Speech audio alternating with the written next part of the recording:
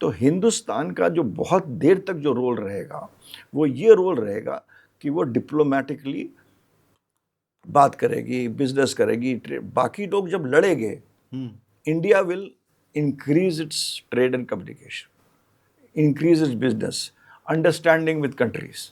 अच्छा, ये चीज़ is absolutely going to be very important. ये मैं नहीं कह रहा हूँ कि India will not be disturb, जो डिस्टर्बेंस होंगी वो हमें प्रॉब्लम आएंगी अपने कंट्री के अंदर के इंटरनल डिस्टर्बेंसेस से, या हमारी नेबर्स के जो हैं, पाकिस्तान हो गया या बाकी का। तो internal disturbances will be there, अराजकता बढ़ेगी, लीडर्स के इश्यूज बढ़ेंगे, पॉलिटिकल प्रॉब्लम्स होंगे, और ज़्यादा ये हमको दिखेंगे। अगेन ऐसे जून से अक्टूबर नवंबर तक बहुत अच्छा टाइम है, नवंबर टू मार्च में आप देखिएगा बढ़ेंगे ये पावर अंदर, इंडिया के अंदर, इंडिया के अंदर। एंड जून के बाद it will be on a higher scale after June 27।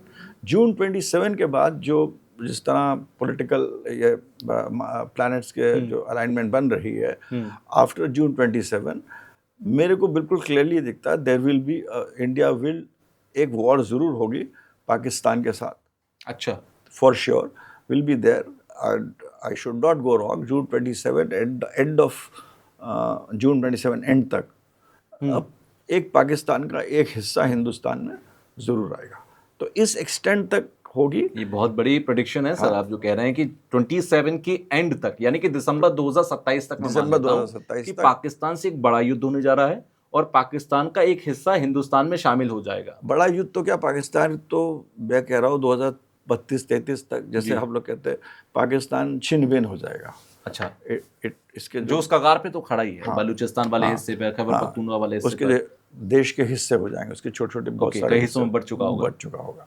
तो हमको इतना वो, मेरे को आई एम पीओ के इतने कोई वॉर से नहीं आएगा मेरे ख्याल से, काफ़ी मतलब बातचीत से बन सकती है, बातचीत से हमें थोड़ा बहुत वॉर, ये ऐसा कुछ नहीं, हमें बहुत बड़े युद्ध बहुत करना, मेरे को जो what I feel that will happen after. आपके प्रेडिक्शन हमारे हिंदुस्तानियों के लिए तो बहुत ज़्यादा एक खुशी की बात होगी, और मान भी रहे होंगे, क्योंकि बहुत साल से अक्सर सर भारत की एक आदत भी रही है कि हम 71 में भी बहुत सारी जगह पाकिस्तान की हम अपने पास रख सकते थे, हमने बहुत सारी ज़मीन पर कब्जा किया हुआ था, और ये बात कही जाती है कि हिंदुस्तान हमेशा वापस कर देता है, जीत कर वापस कर देता है। बिल्कुल, ये बिल्कुल आपने राइट। लेकिन इस बार आप कह रहे हैं ऐसा नहीं हो। तुषार जी, यही बात थी, क्योंकि हिंदुस्तान के पत्री में अभी तक जो दशा चल रही थी, ये चल रही थी चंद्रमा की।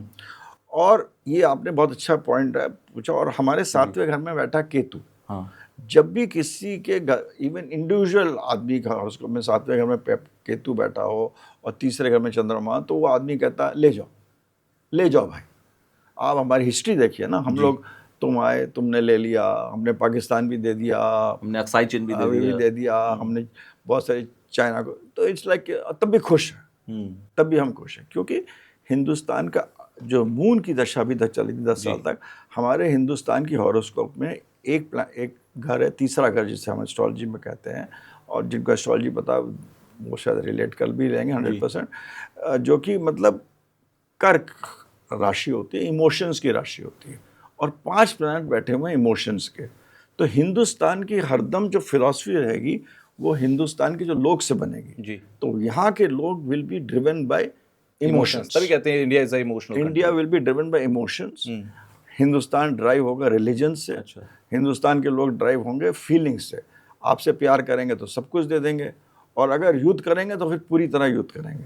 तो इसी चंद्रमा दशा के बाद अब ये मंगल की दशा आई है, और उसके साथ हम लोग जब देखते हैं बड़ी दशा होती है, ट्रांजिट्स भी देखते हैं, तो उसके अंदर शनि जो है वो 31 साल का सर्कल कंप्लीट करके आया है, राहु अपना अक्ष बदल रहा है जी, ठीक है, तो एंड जुपिटर अतिचारी है। ये तीनों चीज़ों को मिलाकर जो है, और दशाओं को देखकर, शुक्ल चंद्र प्रतिपदा की पत्री को देखकर, और इंडिविजुअल हॉरोस्कोप को देखकर, और मंगल का रोल जो है, मंगल इज मोस्ट इंपॉर्टेंट प्लैनेट, और राहु का जो इम्पैक्ट है, ये जो हिंदुस्तान में 7 साल में India will be a very different country, and मतलब it will has to become a world power in 2034।